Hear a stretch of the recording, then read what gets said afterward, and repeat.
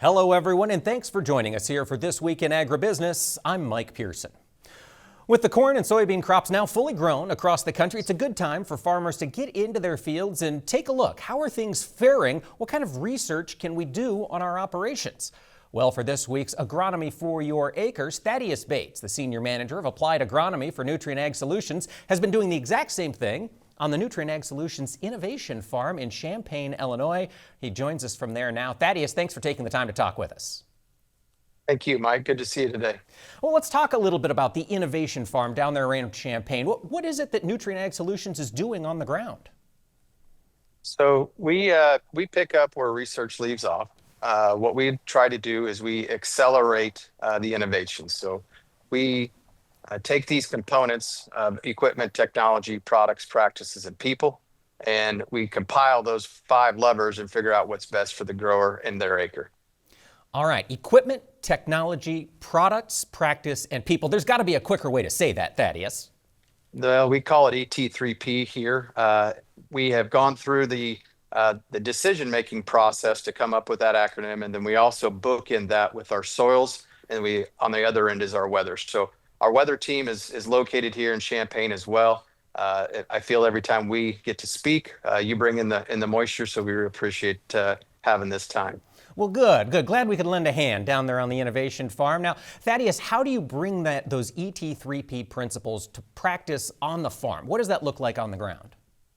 So what we're trying to do is we work with the researchers that develop these products about 3 years in advance prior to them coming to market. It allows us to get the knowledge in how these products work, and then we can actually hit the ground running once they are hitting the market. So we don't have to have these 3 additional years after the products are out to understand and research, if you will, or trial these products. We know how they're going to perform. We can introduce them. The suppliers love it. We love it. The growers love it. It allows us to provide value to our growers quicker.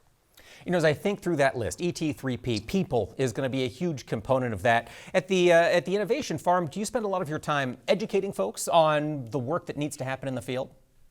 So we have 2 of those pillars active today. We have products and we have people. So the education is a passion of mine. People are a passion of mine.